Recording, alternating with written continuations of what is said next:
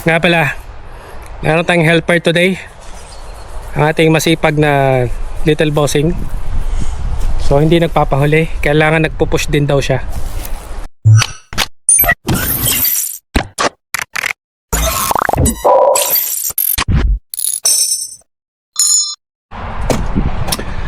Hello guys, good noon.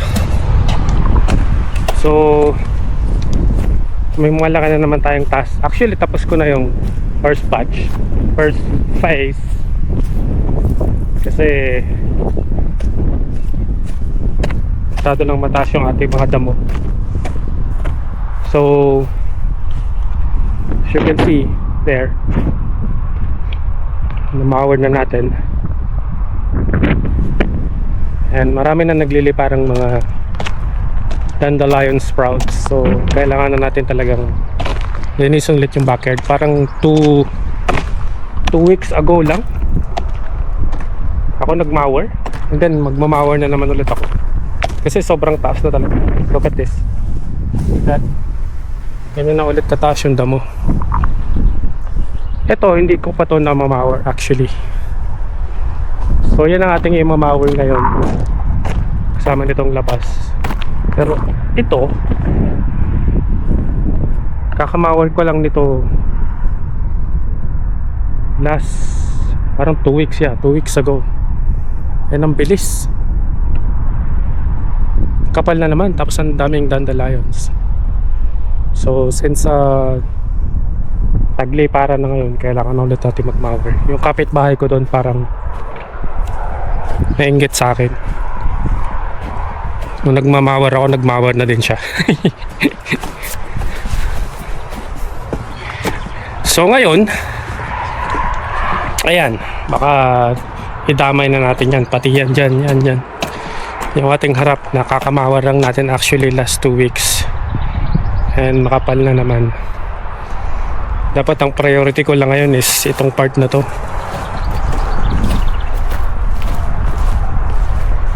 Kasi ito lang talaga yung hindi ko na mower. And since part siya ng ating backyard, kailangan natin siyang i-mower. Dahil walang ibang magmamower niyan kundi tayo lang. And since part ng contract natin yung naglaro mga bata dito, pinakaliman yung mga gamit. Kasi pag nandito yung mga playmates ni Ilian, dito sila naglalaro minsan. Curiosity for the kids. So ngayon, samahan nyo ako habang imamawar ko tong buong lugar na to. Alright, pang mower says there 150cc. I don't know what brand is this. This was bought by the house owner. It's called Certified. So far so good. Medyo hindi lang niya kaya kapag masyado nang mataas yung damo. So kapag masyado nang mataas ang damo, kailangan nating dahan-dahanin, and we need to back up a little bit multiple times para lang makabuelo siya. Kasi pag pinilit mo siya, namamatay siya. And I think I need to sharpen the blades as well. Kasi sinilip ko kanina, medyo marami ng dents, pero okay pa naman siya. Effective pa din. So yeah, OHB. I'm not sure what's, I think the Certified is really the brand name. So let's start the journey of mowering the lawn. Dito muna tayo sa part na to. Medyo iiwasan lang natin yung mga tabi ng puno kasi tick season ngayon. Minsan wala sa grass yung mga tick, pero minsan nandiyan sa mga sanga-sanga branches ng mga puno. So ingat-ingat lang.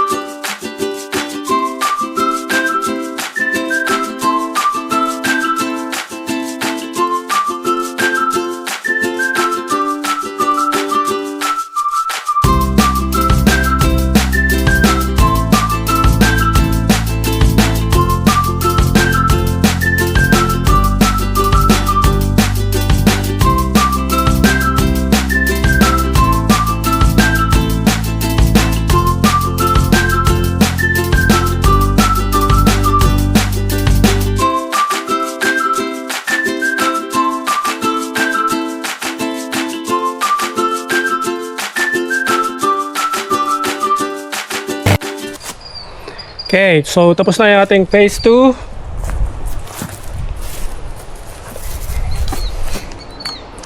Yung mga sulok-sulok, gagamitan natin siya ng anong tawag doon? Yung stick na grass cutter. Hindi ko alam kung anong tawag. Kasi hindi siya maabot ng ating Sticker grass? sticker brush. So pagkatapos nitong phase 3, ito yung ating phase 3. Pag natapos natin yan, dito naman tayo sa mga gilid-gilid kasi hanggang dito yung ating mamawer sa may bakod na to. Sticker grass? So yun, hanggang dun. Ito yung kabila, halos nauna lang ako ng ilang araw dito. Tignan mo, malago na ulit yung kabilang to. So I think kailangan na ulit nila magbayad para pang mower dyan. Okay, so abangan nyo ang ating phase 3. Wait, I want to say something. Hi. Bungi. Bungi. Nga pala, meron tayong helper today. Ang ating masipag na little bossing. So hindi nagpapahuli, kailangan nagpupush din daw siya. I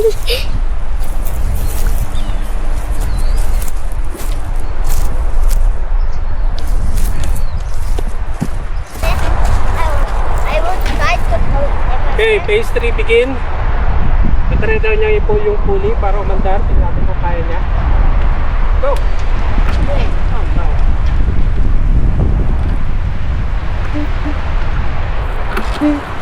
Oh no!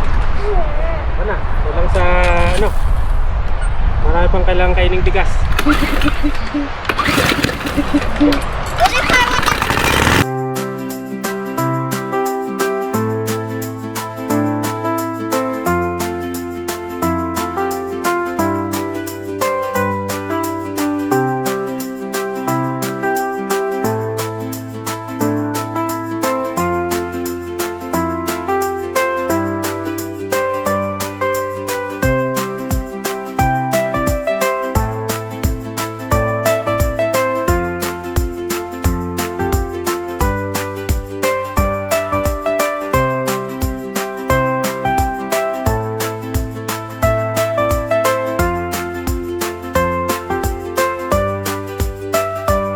Alright, so tapos na natin yung phase 3. Tsaka ko naisipin yung iba doon. Kasi dami pa nating kalat doon. Meron pa tayong enough. I think may enough fuel pa tayo para i-cover tong ibang spot na to. Bago natin padaanan yung likod doon sa tabi ng bakod. I think ang gagawin ko muna is I will trim some of this branches kasi mga extra suckers naman yung mga yan, so not necessarily na palaguin natin sila. Okay, so stay tuned. So magbabawas muna tayo ng mga branches bago tayo mag resume sa ating mowering, grass cutting. And since wala tayong automatic tools, ito ang ating gagamitin.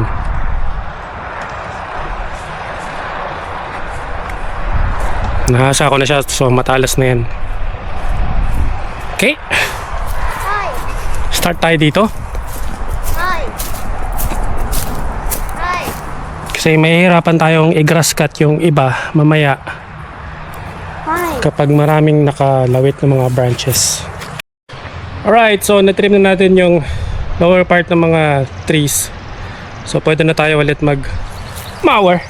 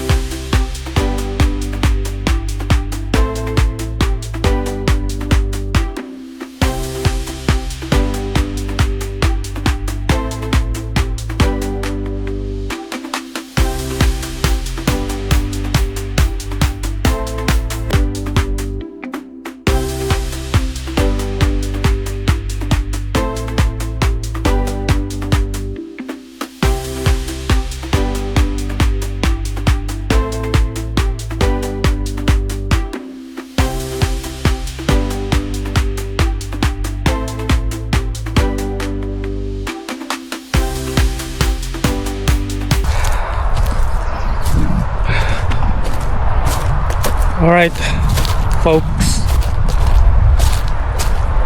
We're almost done. So yung mga gilid-gilid na lang na ganyan. Kasi kailangan natin tapusin yan. Ito yung mga ganyan. Yan. I think papadaanan ko pa na 1 beses to. Saka yung nandun. Ang ilalim ng tree. Kailangan nyo tapusin. Ito yung mga nandito. Yan. Gagamitin natin yan yung isang grass mower. Kasi hindi na yan kayang abutin ng ating push mower. So, we're on the last part. Dito na tayo sa, hindi ko alam kung anong tawag sa grass cutter nito, yung stick.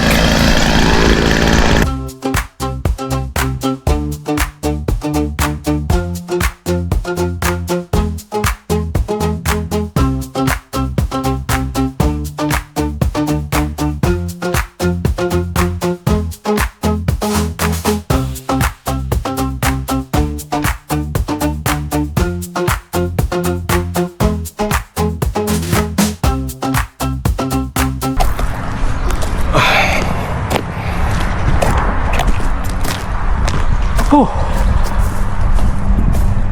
I think we made a good progress today.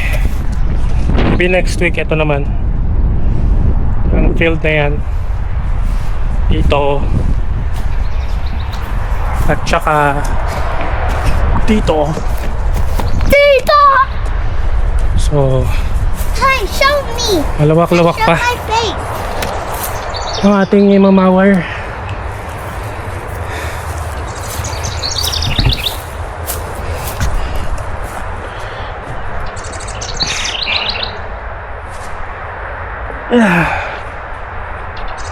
So as you have seen,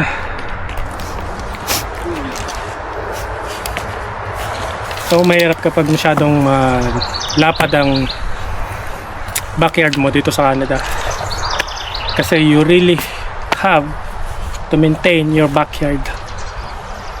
And napakabilis ng panahon, parang last 2 weeks lang nagmower ako, ngayon nagmower na naman ako. It's exhausting, but well, it's part of life.